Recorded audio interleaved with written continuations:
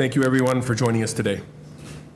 Before I begin, I would like to start by acknowledging the friends and families of the victims. Losing a loved one is always a challenging and painful time, and under these circumstances, even more so. On behalf of the Barrie Police Service, I offer you our deepest condolences.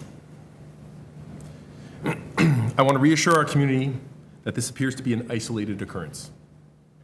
We are not looking for any additional suspects, nor do we believe that there are additional victims. However, as was mentioned, this remains an ongoing investigation, and if any information comes forward that leads investigators to believe there are additional suspects, victims, or criminal events, those will absolutely be addressed. Barrie is a safe community. Incidents like this are shocking and understandably shake our community, but they are exceedingly rare.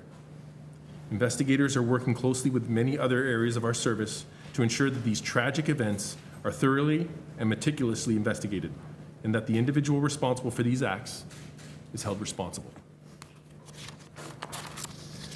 To give a short recap of the past few weeks, on July 30th, the Barrie Police Service received information that led investigators to the area of Victoria Street, John Street, and Ann Street South in relation to an ongoing missing person investigation. Additional scenes in Huntsville, as well as a residence in North Simcoe County, were also included in this investigation. As officers searched these areas, significant evidence was recovered, including suspected human remains.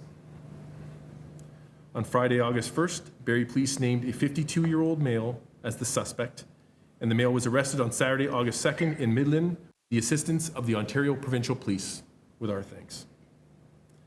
At that time, 19 criminal charges were laid, including multiple counts related to careless use, unauthorized possession, and unsafe storage of firearms, possession of a firearm with ammunition, dangerous operation of a motor vehicle, and flight from a peace officer.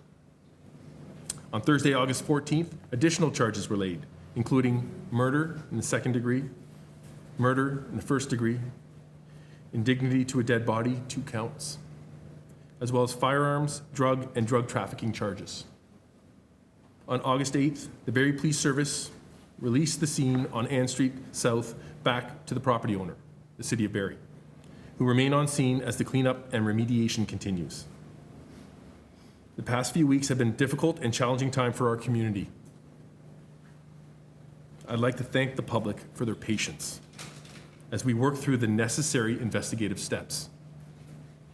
We know that there is a desire for more information and transparency, and we are doing our best to provide details, while still ensuring that the integrity of the investigation remains the foremost concern, so that the justice process can be carried out effectively.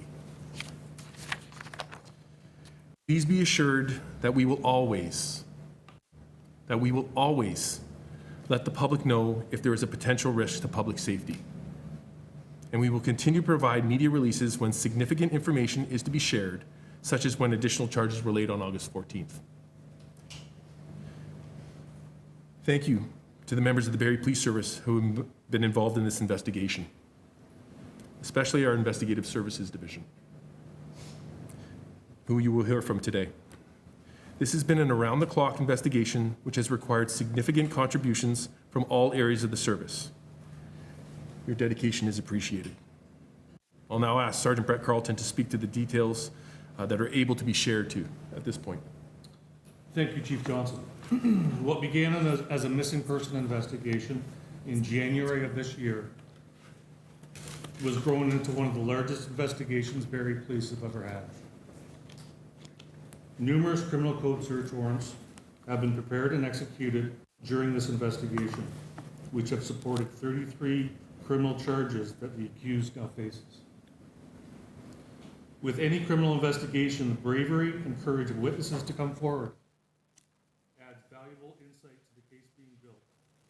I want to acknowledge our sincere appreciation to all those who assisted and come forward to assist our officers with the investigation. These were not random murders.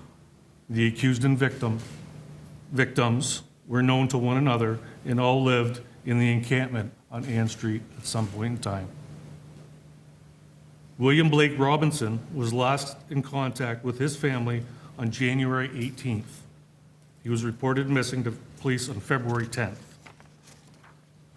David Kyle Cheesequay was reported missing the end of July. We also do not believe at this time that there are additional victims. However, this remains an ongoing investigation, and if other suspects or other victims are identified through the investigation, we will absolutely follow up with those leads. Thank you. Thank you. I'll now open it up for questions to the investigators. Again, please keep in mind we may not be able to provide certain details at this point. Mark Levin from the Barrie Advance. Can you speak to motive yet? We know what the motive is, but no, I can't speak of it now. The source that led you to the encampment received some information. Can you speak to that? Well, it came in as originally as a missing persons investigation. So the missing person's call led you to the encampment? Correct. Okay. How about the Huntsville connection? The Huntsville connection came through information that we received through additional statements and witnesses. Okay. Anything found that you can speak to? There was human remains found in both Huntsville and in Barrie at the encampment. So both victims were essentially in two different locations, I guess. Correct. Has the accused appeared in court yet? I'm sorry? Has the accused appeared in court yet? Just for a bail hearing, yes. You mentioned that they knew each other. Can you tell us about the relationship and what you know about how long it lasted and what the weaknesses are? All I can say at this time is I knew they were acquaintances, and they all lived together at one point in the encampment. Can you share any further information about the accused? Who his background, criminal record, that sort of thing? No, I can't provide anything for the accused. Are you able to speak on other transient and vulnerable people within the community, and, you know, is there any reassurances you can give them? We do recognize when an incident like this takes place, it is shocking to the community, the entire community, but in particular those vulnerable populations. Again, as was stated, this is an isolated and a very isolated occurrence. And again, at this time, there are no other suspects. So the reassurance is the police are out there all the time, and we exist for public safety purposes. So I do want to make sure that we're focusing that there are 2 lives lost here, and that is the purpose of this, and that we are to speak to that complex investigation. So the arrest happened on August 2nd. Additional charges were laid August 14th. Why the update today? What's been the delay in getting this information out now? This is a large investigation over a large portion of area that we've had to search. So there's a lot of time in between that. So that is the reason that we're here today. And what internally, like, what have you found that you've ruled out? Like, what's leading you to say you have no other victims right now? Because we've seen some other investigations where, you know, we've heard similar statements before, and then it turns out there's additional out there. What is leading you to believe that there are no other victims? I can't comment on that right now. Has the accused been talking? I can't comment on the accused. What were the causes of death? I can't talk about the cause of Was death. this individual supplying drugs to this community? I have no information about that, that I know, but that's all I can say on that. Did they die of overdoses, or was there another means, perhaps a gunshot? I cannot talk about that. What's the relation of the North Simcoe residents to the investigation? The North Simcoe, we executed a search warrant there, and that's all I can say on that. Can you say what the location is, whether it's a home property or a business or anything? It's a property. What was the arrest like? Can you speak to how the arrest happened and what that looked like? I can't speak about the arrest on the accused. Was he fleeing? Did he know he was wanted? Yes, at the time. I think there's already information in the news about that, and he was arrested with the assistance of the OPP. How extensive was the dismemberment? I can't speak on the dismemberment. Bail was denied. Bail was denied. You mentioned that they lived together at some point. When was that? Over the past 2 or 3 years, where people have been occupying the encampment at 60 Ann Street. Did the accused have a criminal record? Yes, he was known to police. Extensive? Long? Violent, yes. Maybe more specific? No. Is he involved in tow trucking at all? I know there's some family ties I have no information about any tow trucking. What led to the arrest shortly after Kyle's disappearance? I'm sorry, say that again? What led to the arrest as far as a short time after Kyle's? I can't speak about the arrest. What did the suspect do for a living? I'm sorry? What did the suspect do for a living? Like, did he have a job? Did he have a? As far as I know, he was not, he had no employment.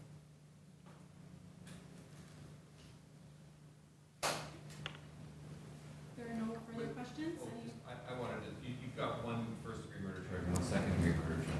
What's the difference between the cases that have led you to label one murder one and one murder two? Well, I can speak about what the difference is, but not with regards to this case. Murder one, there's motive, right? There's planning. I don't know if we can address this, but perhaps you can talk about police response to this encampment. I mean, I understand it's been a long-standing encampment here. But can somebody summarize like how often police are there and like especially in the lead up to this? So as you can appreciate, the purpose of this is we're here for the investigation and the ongoing investigation. The encampment itself, that falls within City of Barrie property, and those encampments, again, with the case law that exists, the why they exist, that's beyond our purview. Our attendants there are on request when we are receiving calls. Are there any further questions? Who's leading this investigation? I understand that Inspector Valerie Gates is here today, the head of investigative services. Is this of any concern to Barrie Police Service, considering what just occurred last month with regard to resolution of the Police Services Act charges? I can't comment on that. Chief Johnston? As you can appreciate, 2 sons won't be coming home today, and they won't be coming home, and that is a loss to families, and that is our purpose here today. Can you speak to when the deaths happened? I can't talk on the exact dates, January and the end of July. Would you say you caught a serial killer? I believe serial killers, as defined, are 3 and above, so my answer would be no. A budding serial killer? No comment. Why are you so confident that there are more? If he's killed 2, why would he kill 3? I can't comment on Forgive my ignorance, was the second-degree murder charge the first victim? that. I can't comment on the charges. It Sorry. should be listed, I just don't have it right here. I'm just trying to build a picture, because if the first is a crime of passion, and the second is a intent, that tells me the story. But Yeah. if it's the other way around, it's a different story. I can't comment on the charges before the courts. Can you describe the circumstances of the alleged fleeing from the police? I wasn't there, so no. So I can't comment on What those. was in the report that you would have read about him? That he fled from the police in the OPP arrest In a vehicle or in a vehicle, yes. at a traffic stop? In the town of Midland, and that's all I can say on that. All right, are there any further questions? Were there any weapons found in that vehicle? I can't comment on the weapons, sorry. Is there anything you can tell us? You haven't told us yet? No, I don't believe so. This has been great, though, thank you. To families of missing people who have, for example, Autumn Shaganash, individuals who have not been seen by their loved ones in a year or 2, we must have at least 50 to 100 in all of Simcoe County and Muskoka. Is it possible they are out there somewhere and have been victimized in this scenario? I can't comment on that. I can comment on Autumn, and there's no connection with Autumn Shaganash's case and this investigation. All right, I'll open up for one last question. If anybody has something that hasn't had a chance to ask yet. I mean, I guess that across the country, there are examples of killers who've gone undetected or uncaught, usually because they take multiple victims, a lot of them are homeless people. And so Robert Pickton would be one example that comes to mind. Can you compare what you're dealing with here with something like that, compare and contrast, and maybe talk about how seriously the Barrie Police takes its obligation to protect people who are homeless? We obviously take things very seriously. As for your other part of the question, that's something that we'll find out during the trial process.